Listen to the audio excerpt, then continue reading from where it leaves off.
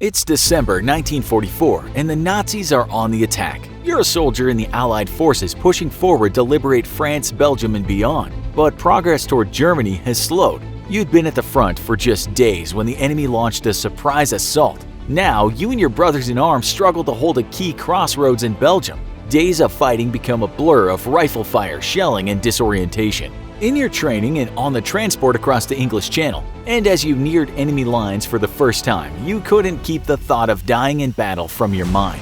But here, surrounded by German uniforms, bright white to blend in with the snow, the reality of a different outcome sinks in. You're now a prisoner of war. You've heard that other Americans who had surrendered just days ago had been slaughtered once in captivity. This time, at least so far, that doesn't seem to be the case. Once you're past the lines of rifles, hands raised, an enemy officer approaches you. He says something to you in German, which you don't understand. But then he adds, in English, "For you, the war is over." If you've been part of the first days of World War II's Battle of the Bulge, it might have gone something like that. As it turns out, science fiction writer Kurt Vonnegut had an experience of the sort. His tragicomic novel Slaughterhouse-Five tells a fictionalized account of his own experience as a World War II POW. But if one of his Nazi captors ever announced to Vonnegut that his war was over, they were mistaken or disingenuous. After their capture, Vonnegut and his fellow prisoners had a forced march of 3 days to a train depot. From there, he was sent to work in a factory in the city of Dresden. That location put the future author in the firing line for the Allied bombing raids, which would eventually level the city. He managed to survive. Some 25,000 people in Dresden did not. It then became Vonnegut's duty to gather corpses for burning.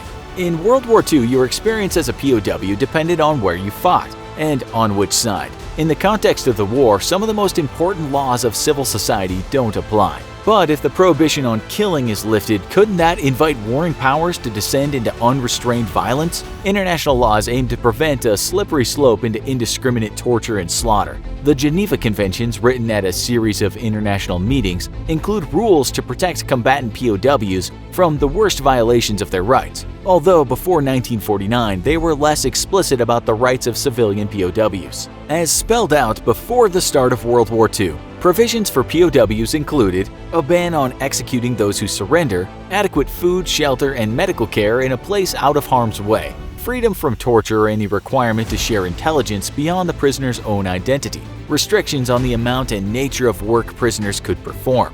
But two of the major powers involved in World War II hadn't accepted the Geneva Conventions. The Soviet Union wasn't a signatory at all, and Japan had signed but never ratified the treaty. By 1942, Japan announced that it would abide by the conventions with unspecified modifications. The human rights record of the Imperial Japanese Army and Navy often didn't reflect the spirit or letter of the law. At Sensuji, a model camp in the vicinity of Hiroshima, conditions were difficult but survivable, with privileges including religious worship.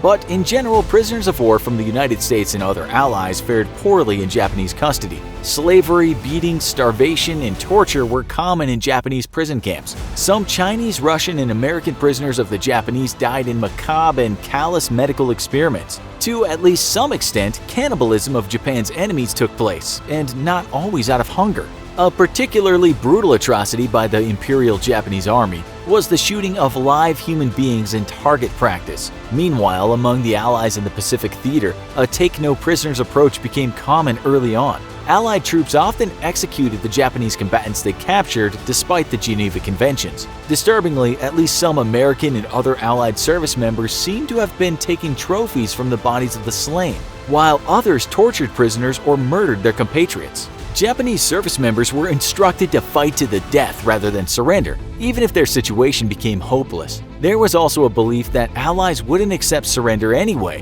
which was unfortunately sometimes true. If capture became imminent, Japanese soldiers often chose suicide instead. This may have further contributed to the Allies' reluctance to take Japanese prisoners, since suicide by grenade might let them kill their would-be captor as well. But Japanese POWs who survived capture could be cooperative, providing valuable intelligence to the Allies. The US command encouraged this approach. Many more POWs from Germany than Japan came to the American camps, but in Europe as well, Allied troops like their German adversaries were at times guilty of killing combatants attempting to surrender, and at least one interrogation facility in London engaged in systematic torture. During World War II, the United States had held hundreds of thousands of enemy combatants in camps of various sorts. Texas had the most POW camps, in part because of its distance from the country's most vital manufacturing centers. America's POW camps were a separate affair from the internment camps where Asian Americans, including many U.S. citizens, were unjustly incarcerated.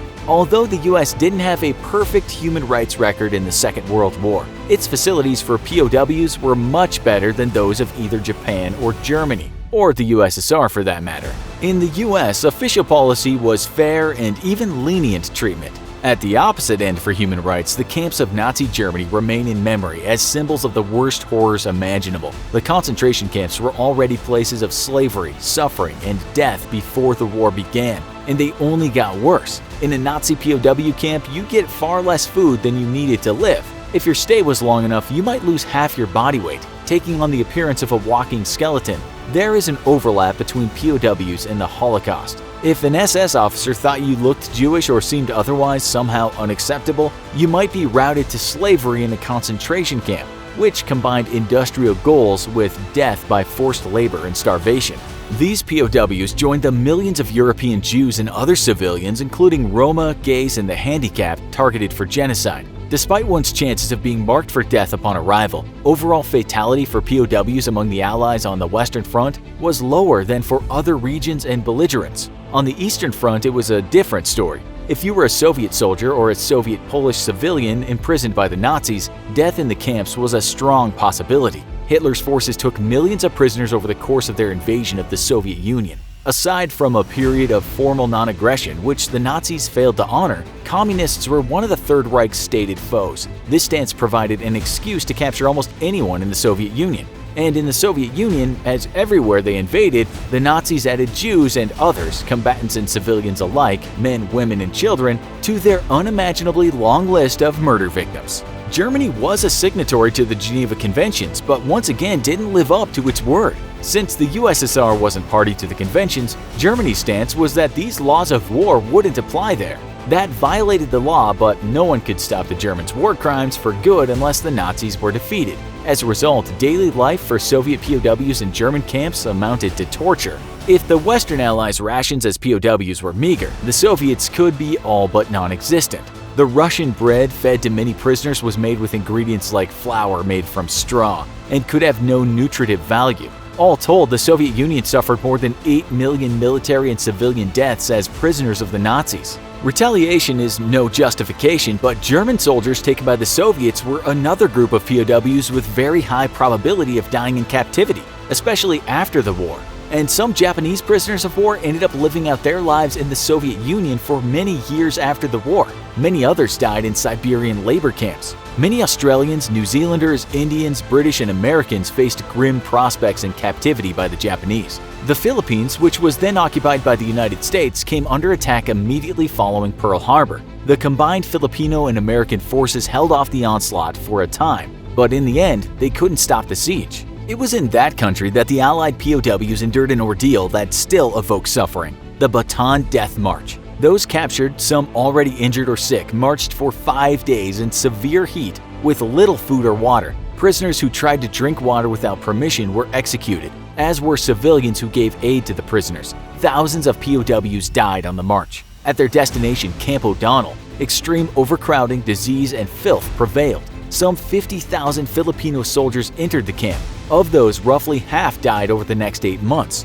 Surviving American prisoners from the camp were eventually transferred out of the Philippines, with some ending up in Japan, others on the Asian mainland.